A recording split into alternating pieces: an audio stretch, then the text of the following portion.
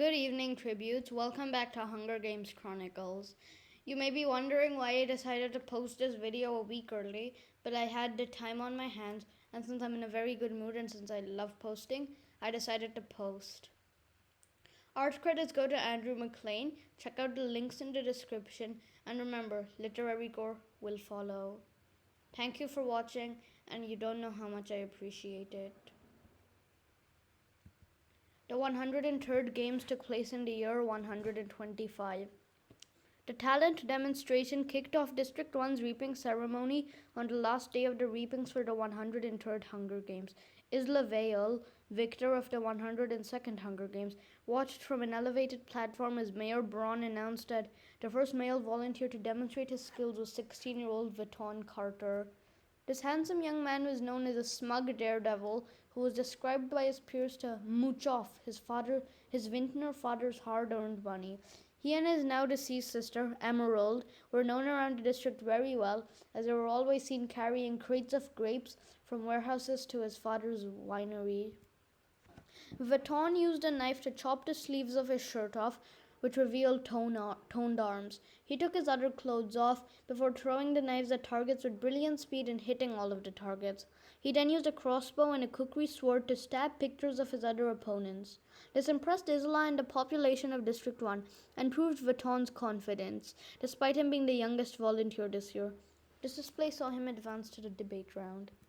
Meanwhile, 16-year-old Azora Asimov was the penultimate female volunteer to be called forward.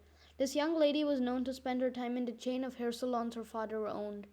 Her mother was a hairstylist, whilst her father was a successful perfumer who had made several useful perfumes. As Azora was called forward, she untied her caramel hair and her green eyes pierced the cameras. She used scalpel chains and waved them in a graceful manner. After this was done, she grabbed some knives and threw them at targets, before finishing off her demonstration by throwing an axe. During the debate round, Giorgio Jones, aged 18, made several insults about Vaton's young age, yet he quietly and patiently ignored this, before offending him by insulting his mother. This infuriated Giorgio and caused him to shout obscenities at Vaton before storming off the stage. Vaton mischievously grinned, as he had now dispatched one of his opponents. Vaton eventually earned a meager 51% of the votes, but it was enough for him to earn the role of male tributor for District 1. Meanwhile, Azora was trying hard to keep her cool as a 17-year-old girl named Velvet belittled her for her young age. As they spoke about their life in the training academy, Velvet arrogantly spoke about her accomplishments, whilst Azora appeared rather calm and did not interrupt Velvet's gloating. Velvet's gloating annoyed viewers so much that by the end of her speech, she was being booed off the stage. Velvet sobbed and left. Azora scored 54% of the votes, which was not a good score, but still saw her own the role of female tribute of District 1. During the title ceremony, Vaton and Azora were dressed in matching scarlet garments. Vaton began by saying that although he was one of the youngest ever career tributes, he was not going to be intimidated, as shown by his reaction to Giorgio's insults. He spoke about his deceased sister in glowing terms, and after mentioning District 2, he spat on the floor. As for Azora, she fidgeted nervously with a pearl necklace around her neck. As she spoke about why she believed that she should have the honor of fighting for her district in the games, Velvet's mother shouted obscenities at her. Azora glanced at a peacekeeper, who had already whacked this disruptive woman with his baton. Azora grinned happily, before speaking about her manipulative nature, which she would use to gain sponsor gifts. During the farewell period, Vaton could be seen assuring his nervous parents and twin sister Selenita that he would make it back home. He embraced them, telling them that they should host a welcome party for him when he won the Hunger Games. Azora told her parents and older brothers that she would make it home, whilst comforting her brother Lux, who had narrowly avoided being chosen for the games the previous year, with 47% of the votes. She stroked her two puppies, Cherish and Blessing, and told Lux and her other brothers to take care of them if she died. They watched nervously as she was taken to the train, but she grimly smiled at them, which comforted them. Before the train had even left the district, the sun had begun setting and Azora yawned. As Azora decided to take a nap, Vaton reminded her that they needed to practice with their weapons, as they were the youngest careers this year. Azora grudgingly nodded and grabbed some throwing knives, and Vaton grabbed a bow and arrow. He fired them at the door, but just as he fired a final one, Dollar Crusoe walked through the door and the arrow hit him in the arm. Vaton's face went pale and he desperately apologized at an annoyed Dollar, who was clutching his arm in pain. Mirai Kobayashi walked through the door and demanded to know what was happening. Dollar soon began laughing and stopped wincing before complimenting Vaton's skills. As he sat Vaton and Azora down, he gave information about the traditional career alliance. As Dollar spoke to them, Mirai mentioned that District 4 would be likely to join the career pact this year. Yet before she had even completed this sentence, Vaton angrily muttered that he was not going to start an alliance with the District 2 tributes, as the sister Emerald had been betrayed by the District 2 tributes in her games. As Vaton voiced his contempt for Icarus Dalton, Mirai shared a worried look with Dollar before asking the pair to practice with their weapons. They practiced for a bit, but soon became tired and went to bed. Morning came around and the pair were awoken by the sun. Dollar informed them that the train would soon be arriving in Snow Station, and Vaton practiced with his sword. As Dollar and Mirai observed the pair practicing with their weapons, Mirai told them that they were two very talented 16-year-olds. The train pulled up in Snow Station, and both tributes were met with cheers from admirers who wanted to catch a glimpse of the cool gray-haired boy tribute and the beautiful female tribute. After posing for pictures with their respective admirers, they were escorted to the accommodation towers via limousine. They entered the accommodation apartment, and Vaton examined some of the paintings on the wall. As it was early morning, the sun was blazing through the windows and the light was extremely bright. Azora smirked and grabbed several throwing axes, before throwing them at several targets. Dollar and Mirai reminded Azora that she had to throw much harder in order to use these heavy weapons even better, and Mirai ordered Azora to do some weightlifting exercises. Before their stylist, Amadeus Monty, entered their apartment, Vaton and Azora decided to turn on the TV. As they turned on the television, Dollar and Mirai joined them on the couch and ordered some breakfast to be served for the tributes. As they watched, they noticed that Finbar and Mahi, both from 4, were very muscular and appeared to have decent trident wielding skills, whilst Larcius and Coria, both from 2, won their reaping games by pummeling their opponents' heads into the ground until they were knocked unconscious. As Vaton voiced his disgust at Larcius' shaved head and untidy beard, Dollar told him Larcius and Coria could protect them in the arena. Vaton repeated what he had said on the train about his sister Emerald being betrayed and killed by Icarus Dalton and Aurelia Bean, which made Dollar sigh. He told Vaton that Emerald would have wanted him to ally with Larcius and Coria before turning on them. This seemed to cheer up Vaton, and he said he would join Larcius and Coria in an alliance, but only if he was able to turn on them in the end. Amadeus Monty sprinted into the apartment whilst gasping desperately. Amadeus muttered that the tribute parade was this evening, and he began pulling designs from the briefcase he was carrying. As Azora and Vaton examined the designs, Amadeus complimented Azora's fitness. She smirked, but upon having a second thought, she quickly slapped him and walked away. Amadeus appeared flabbergasted, whilst Dollar and Mirai appeared surprised as well. The parade took place in the Avenue of the Tributes, and Vaton and Azora were dressed in Victorian clothes. Vaton had a tunic fit on his muscular frame, and he was pleased as Dollar complimented him for how handsome he looked. Azora had several jewels scattered around her flowing hair, and Mirai complimented her for how nice the dress she was wearing looked on her. As Vaton smoothed his sleeves, he noticed Larcius smirking at him from behind. Before Dollar could stop him, Vaton extended his middle finger at Larcius. Larcius' smirk vanished as Coria placed a hand on his shoulder and shook her head. Vaton smirked and said he was only joking. Larcius' smile slowly returned and he flexed his arms, which accidentally tore the sleeves of his Roman costume, much to the annoyance of Icarus Dalton and Magnus Splint. Vaton's smirk vanished as he saw Icarus and discreetly extended both his middle fingers at him, but he did not appear to notice.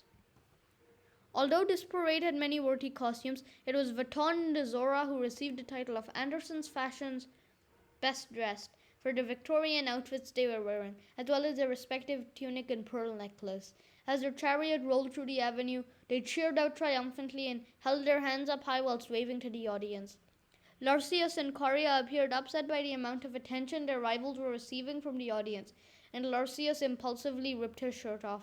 Although this pleased viewers, neither Icarus nor Magnus were pleased by this. The District 3 boy accidentally injured his finger when he discreetly placed it inside the heavy machinery the District 3 tributes were wearing. He collapsed to the floor while screaming in pain as his finger bled, which knocked his partner out of the chariot. They were dragged to their feet and taken away from the parade before being reprimanded for their clumsy actions by Gift Schneider. Rooker and Lisa, both from 12, were naked and spray painted black. This was considered traditional by District 12 stylist Euphemia Trinket, but the tributes clearly did not like this. Halfway through the parade, a young man tossed a shirt for Rooker to wear, which he gladly put on, much to the annoyance of Euphemia, but to the delight of Gail Hawthorne and Rumula.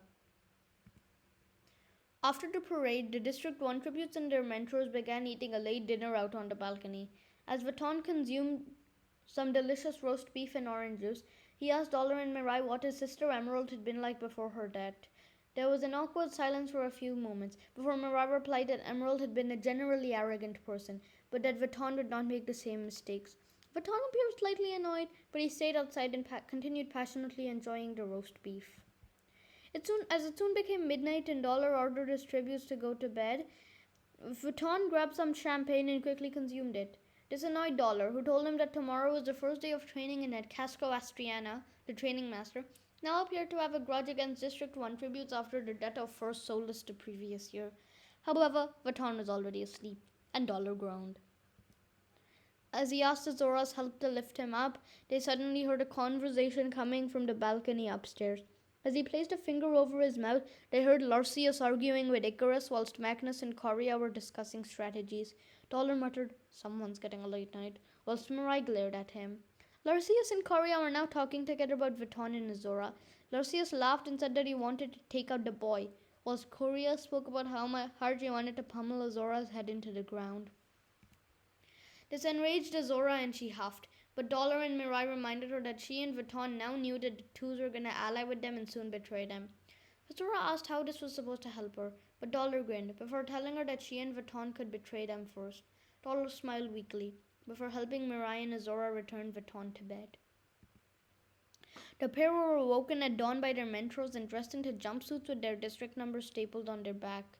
As they were escorted by Dollar and Mirai to the training center, Casco snarled at them. However, Dollar gave him one look and marched into the mentoring gallery above. This appeared to slightly intimidate Casco, and he lowered his gaze. Vuitton marched towards the sword-wielding station and began swiping his sword at various targets. As he placed it back to grab a sharper one, Larcius grabbed it and teasingly waved it above Vuitton's face. This enraged Vuitton, and he looked up at the mentoring gallery to see Icarus laughing. He grabbed his sword from Larcius's hand and pointed at him, to which he jokingly raised his hands above his head. Vuitton was not amused by this and threw his sword next to Larcius's face, which caused Casco to walk towards him angrily. As Casco got ready to taser Vuitton, however, Zacharias from 10 suddenly fell into the swimming pool and sank underwater. Casco snarled and dropped the taser before walking towards the pool to help Zacharias. Azora threw axes alongside Coria, who acted as if she had not been planning to betray Azora. Azora decided to play this to her advantage and gave Coria several pieces of advice on how to use the axes. After a few minutes, Azora left Coria at the axe throwing station and decided instead to throw several knives at a wet-haired Zacharias. Zacharias was very good with his skill and seemed happy to teach some skills to Azora. She looked up to see Mirai frowning at her, before cocking her head towards Casco, who was glaring straight at Zacharias. Vuitton joined Azora and they spoke to Zacharias for a few minutes. They even appeared as though they were going to start an alliance with each other. As Mirai raised an eyebrow at them from the gallery, Azora smiled sadly at Zacharias before leaving him and walking away with Vuitton. As they traveled to the other stations, Vuitton asked the trainer if he could learn how to use a mace. As the trainer instructed Vuitton, he appeared disgusted that he would have to bludgeon someone to death with this weapon, but he continued listening. Azora noticed a survival station, where Zacharias was learning how to start a fire, yet just as she walked towards the station, the training period ended. During dinner, as Vuitton was happily eating baked ham from the plate and talking about how it reminded him of his life back in District 1, Dollar and Mirai asked the pair what they were hoping to achieve by starting an alliance with Zacharias. Azora snapped at Dollar and told him that he would be likely to trust them in the arena and they could kill him. Dollar told them they would not gain anything by killing Zacharias, as he was simply a 17-year-old knife thrower. Vuitton reminded Dollar that Zacharias was still older than them, which made Dollar shrug, and he went to sleep shortly after. The next day, Azora went to the survival station and learned about edible plants and insects. She was joined by Zacharias, who smiled at her. Azora moved slightly away from Zacharias, who was offering to help her with identifying poisonous insects on a computer. Baton learned how to set snares with a trainer, who also taught him how to create a trap which left opponents dangling from the ceiling. Before the trainer could stop him, Baton placed the trap underneath where Larcius was walking. Larcius was lifted into the air and Baton laughed, making it pretty clear that there would be no alliance between Districts 1 and 2 anytime soon. As Baton finally left the snare station, he decided to work on setting fires and joined Azora at the survival station. He frowned when he saw Zacharias and glanced up at an angry dollar. Vaton did not appear to like Zacharias very much, as he kept helping Azora. He tapped Azora's arm when Zacharias was distracted, and when she turned around, he scowled at her, before telling her that Zacharias was trying to take advantage of her naivety. Azora growled at him before asking him what he meant by naivety. He laughed before saying that Zacharias was older than them and could easily beat them in a fight. Azora did not listen to him, however, and continued staying at the station with Zacharias, even as Vaton left and jumped into the swimming pool, before swimming 27 lengths for the remaining time. As soon as they were back in the apartment, Dollar snarled at both of his tributes, shouting that they had disobeyed his orders. He first pointed at Vuitton, saying that he had asked Vuitton to befriend Larcius, and he could not even manage that. He then shouted at Azora that he had told her to stay away from Zacharias, and that she had done the exact opposite. Before any of them could stop him, Dollar marched his tributes out of the apartment and took the elevator to the 4th floor. He entered the District 4 apartment and surprised Limerick, Manx, and Isla Vale, who were talking to Finbar and Mahi. Limerick paused at the sight of Vaton and Azora before asking them what they wanted. Dollar told him that they had screwed up any hopes of an alliance with the District 2 tributes, and that he wanted them to have at least another pair of tributes as allies. As Finbar began speaking about the amount of time Azora was spending with Zacharias, Mahi agreed to form an alliance with Vaton and Azora, much to the latter's annoyance. On the balcony after dinner, Dollar and Mirai told the pair that he had done it for their own good, and they would thank him when they emerged victorious. Vaton's annoyance faded and he practiced with a faux sword, whilst Azora slowly ate some potatoes. Dollar and Mirai could be seen sighing as each other as their tributes went back to bed. For the assessment of tributes the next morning, it was Vaton and Larcius who brought up the front of this year's lineup by both scoring 10s. Vaton practiced with a kukri sword and appeared to impress the game makers by the way he slashed it. He used a crossbow to shoot arrows at targets, before using some knots to hang a dummy, which he painted the words 10 boy on, which amused the game makers. Meanwhile, Azora scored just below Vaton and Larcius with a score of 9. She impressed the game makers by how far she could throw axes. After throwing a tomahawk, she grabbed several throwing knives and performed several backflips whilst throwing these knives. A few of these knives did not hit targets, but most of them did hit the center of the target. She shared the score with Korea, Finbar, and Mahi. Zacharias scored an 8 after demonstrating his skills with a machete and a chainsaw. Other high scorers included Jaguar from 6, Sequoia from 7, Duster from 8, and Summer from 11, who all scored between 7 and 9, whilst Cedar from 9 scored a 2. After the scores had been broadcasted, Larcius berated himself for not scoring better than a 16-year-old. In the apartment downstairs, Dollar discreetly told Vaton that he had noticed Lisa had some skills with a bow and arrow. Meanwhile, Mirai told Azora that Rooker, Lisa's district partner, knew how to use an axe. Azora and Vaton came up with a plan that during the bloodbath, Vaton would try to kill Rooker so that he could not get his hands on an axe, whilst Azora would kill Lisa so she did not find a bow and arrow. The next night the interview took place, and Priscilla was dressed in a scarlet flowing gown whilst Rubius Dalton was wearing a golden tunic. Azora was the first to be interviewed, and she was dressed in an Elizabethan-style scarlet dress with a pearl necklace around her neck. When asked about this necklace, Azora told Priscilla and Rubius that she had acquired this necklace from her mother. After being asked about her plans for the games, Azora joked that she was very well prepared, but her only problem was trying to find a way to sneak makeup into the arena, which made Priscilla laugh. Vaton entered the stage in a scarlet tunic which flowed behind him as he walked. He had several jewels scattered around his combed grey-brown hair which had been gelled. As he charmed the audience with his blazing blue eyes, he confidently stated that he would win these games. He stated that this had been his birthright since 112, and he would make sure he performed better than his sister, who had so arrogantly insulted Priscilla 2 years ago. Larcius and Coria generally projected the usual arrogance shown by District 2 tributes, whilst Finbar and Mahi spoke about how strong they were and how well they swam. They performed several backflips across the stage, to the applause of the audience. On the other hand, Zacharias spoke about his job herding sheep back in District 10, which seemed to interest capital citizens. Other interviews of interest were those of Jaguar from 6, who spoke about his job as a mechanic, Sequoia from 7, who had made paper out of water during training, Duster from 8, who was dressed in a tartan shirt he had designed with Ava Barrick, Cedar from 9, who sang a beautiful farm song, Summer from 11, who gave as much information about edible plants as she could in her allocated time, and Rooker, who spoke about his studies in District 12's elite university.